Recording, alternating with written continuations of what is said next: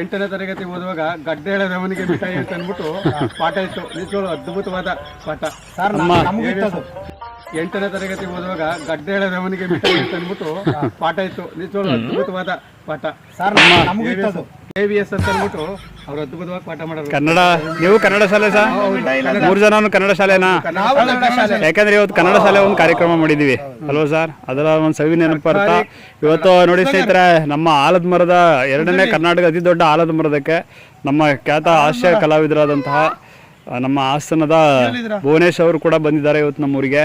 ಹಂಗೆ ನಮ್ಮ ಕಾಲೇಜಿನ ಡಿಗ್ರಿ ಕಾಲೇಜಿನ ಸೂಪರಿಂಟೆಂಡೆಂಟ್ ಆದ ಮಲ್ಲಿಕಾರ್ಜುನ ಸ್ವಾಮಿ ಮತ್ತು ಅವರು ಕೂಡ ನಟರು, ಅವರು ಇದ್ದಾರೆ. ಮತ್ತು ನಮ್ಮ ಸ್ನೇಹಿತರಾದಂಥ ಜನಾರ್ದನ್ ಅವರು, ಜೂನಿಯರ್ ರಾಕಿ ಅಂತೇಳಿ ರಾಕಿ ಬಾಯ್, ಮತ್ತು ಅದಕ್ಕಿಂತ ಹೆಚ್ಚಾಗಿ ನಮ್ಮ ಸ್ನೇಹಿತರು. ಹಾಗಾಗಿ ಈ ಒಂದು ಗ್ರಾಮಕ್ಕೆ ಬಂದಿದ್ದಾರೆ. ಹಾಗಾಗಿ ಎಲ್ಲ ಸ್ನೇಹಿತರಿಗೆ ಒಂದು okay, thank you sir. Sir ನನ್ನ ಮೊಬೈಲ್ ಉದ್ದ ಹೊಡಿರಿ ಸರ್.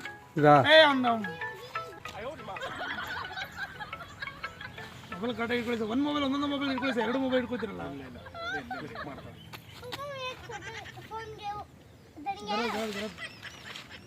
ಯಾವ ಭಾಷೆ ಸರ್ ಇದು? ಮರಾಠಿ. ನಮ್ದೊಂದು ತೆಗೆದ್ಬಿಡಿ ಸರ್ ಜೊತೆಲಿ. ಛತ್ರಪತಿ ಶಿವಾಜಿ ಮಹಾರಾಜ್. ಶಿವಾಜಿ ಮಹಾರಾಜ್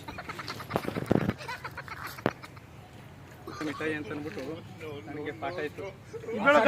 ಯಾವುದು ಸರ್? ಎಳೆದವನಿಗೆ ಮಿಠಾಯಿ ಅಂತ ಇಟ್ಕೊಳ್ಳಿ ಸರ್, ಇಟ್ಕೊಳ್ಳಿ. ನನ್ನ ಸ್ಟೂಡೆಂಟು ಸಹ ಇವಾಗ ಮೈಸೂರು ಯೂನಿವರ್ಸಿಟಿಲಿ PhD ಮಾಡ್ತಾರೆ.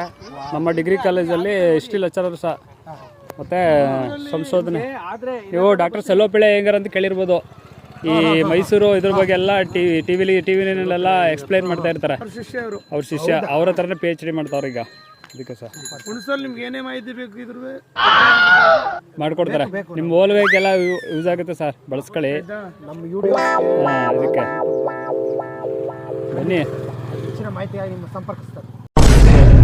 ನಾನು ನಮ್ಮ ರವಿಸಂತ ಬಳಗದಲ್ಲಿ ನನಗೊಂದು ಹೆಮ್ಮೆ ಇದೆ ಸರ್. ನಾನಿದ್ದೀನಿ ಅನ್ನೋದಕ್ಕೆ ನನಗೊಂದು ಹೆಮ್ಮೆ ಇದೆ. ನಾನು ಇಲ್ಲಿ ನಾನು ಹೇಳ್ಬೇಕಂದ್ರೆ ಒಂದು ಮಾತು ಮಾತ್ರ ಇವಾಗ ಎಲ್ಲೊಂದು ಈ ಮೆದುವೆ ಮೇಲೆ ಹಚ್ಕೋತೀನಿ ಮಾತನ್ನ.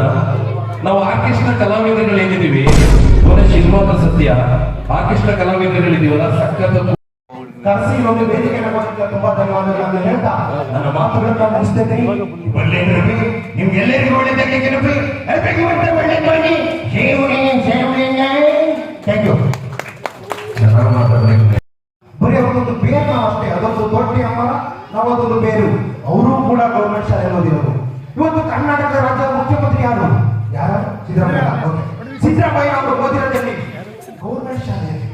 ಬೇರೆ ಪಕ್ಷದಲ್ಲಿ ಯಾರು ಬೈಗೆ ಬಿಡಿ, ನಮ್ಮ ದೇವೇಗೌಡರು ಓದಿರೋದಲ್ಲಿ ಗೌರ್ಮೆಂಟ್ ಶಾಲೆಯಲ್ಲಿ. ಸರ್ವ ವಿಶ್ವ